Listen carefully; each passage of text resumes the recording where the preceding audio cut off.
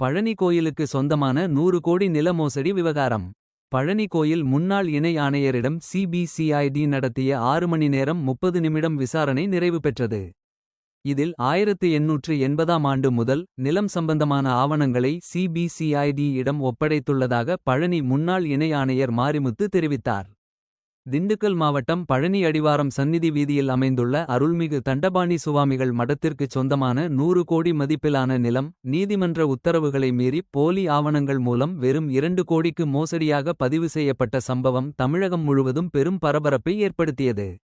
இவ்வழக்கு தொடர்பாக பழனி கோயில் நிலங்கள் பிரிவு கண்காணிப்பாளர் முருகானந்தம் அளித்த புகாரின் பேரில் பழனி அடிவாரம் போலீசார் புதிய குற்றவியல் சட்டத்தின் கீழ் சார்பதிவாளர் ஜஸ்டின் மணிகண்டன், போலி டிரஸ்ட் பிரமுகர் முருகதாஸ் உள்ளிட்ட 4 பேர் மீது கூட்டுச்சதி, மோசடி உள்ளிட்ட 5 பிரிவுகளின் கீழ் வழக்குப்பதிவு செய்தனர்.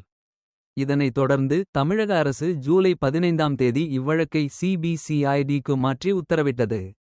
அரசின் உத்தரவையடுத்து வழக்கு ஆவணங்கள் அனைத்தும் இணையதளம் வாயிலாக சிபிசிஐடி அதிகாரிகளிடம் ஒப்படைக்கப்பட்டன.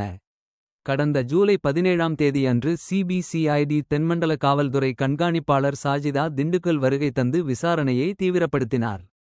இந்நிலையில் 21ஆம் தேதி இன்று காலை 10:30 மணி முதல் திண்டுக்கல் சிபிசிஐடி அலுவலகத்தில் பழனி கோயிலின் முன்னாள் இணை ஆணையர் மாரிமுத்து, ஓய்வு பெற்ற தாசில்தார் மாரியப்பன், ஓய்வு பெற்ற கிராம நிர்வாக அதிகாரி சின்னச்சாமி மற்றும் அறநிலையத்துறை ஆய்வாளர் சிவனேசன் ஆகிய 4வரிடமும் அதிகாரிகள் 6 மணி நேரம் 30 நிமிடம் வரை நடைபெற்ற விசாரணை மாலை 6 மணிக்கு முடிவடைந்தது.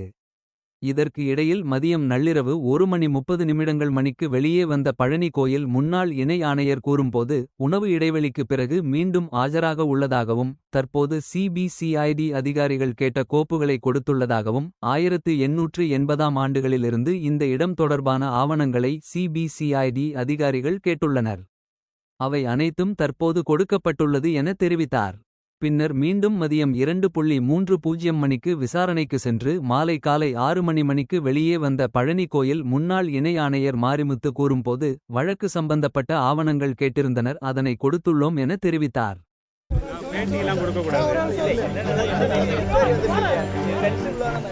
இல்ல